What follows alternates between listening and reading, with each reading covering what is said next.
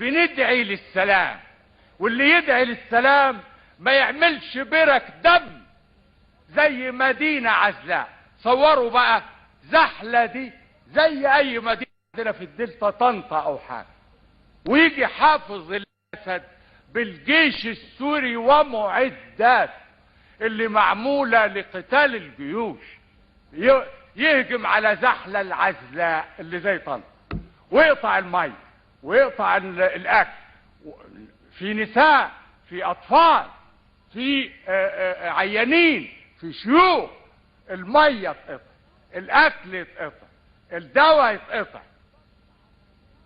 بالظبط عملية بلطجي عنده قوة، بلطجي شايل معاه قوة، واللي قدامه ما معاهمش قوة يقوم يخش.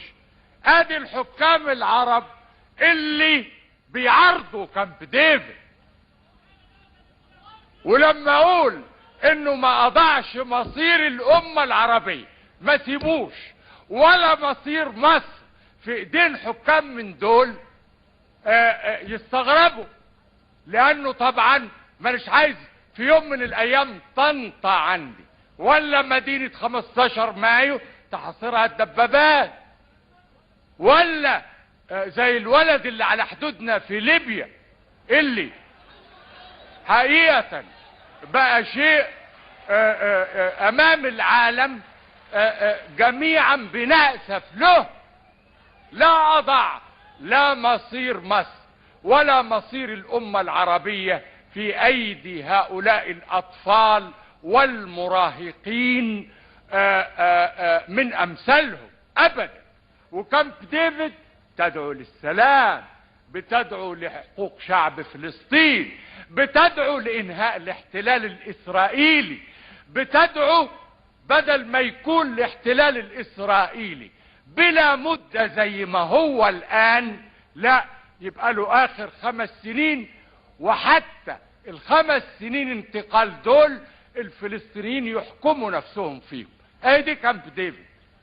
كامب ديفيد لا تدعو الى مجازر دماء، ولا الى حصار زحلة، ولا الى ضرب الفلسطينيين في تل الزعتر، ولا الى مغامرات القذافي في تشاد ومع البوليزاريو وغيرها، ولا مع.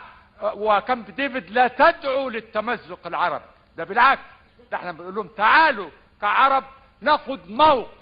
آن الأوان. من 6 سنوات واحنا بننبهكم، من 5 سنوات من خطبة عيد العمال في اول مايو 76 في السويس، واحنا بالنادي تعالوا النهاردة نسيب الحساسيات ونقف موقف عربي واحد. ليه؟ عشان ننقذ لبنان وننقذ سمعتنا كعرب. بقت في الحضيض، بقت في الطين من الزعماء دول. كامب ديفيد لا تدعو للغدر ولا تدعو لسفك الدماء، وإنما للسلام ولحقوق شعب فلسطين ولانتهاء الاحتلال الإسرائيلي للضفة وغزة.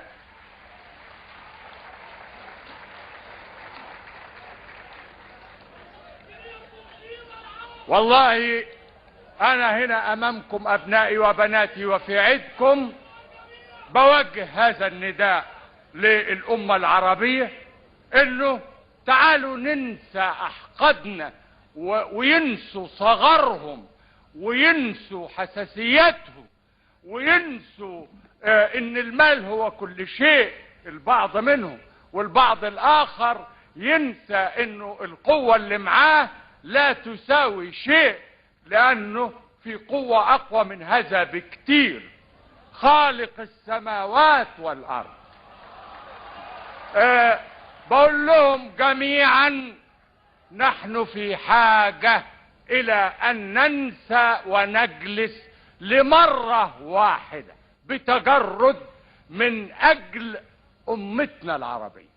إذا ما استطاعوش اللهم قد بلغت، واللهم فاشهد، أنا بلغت، اللهم فاشهد.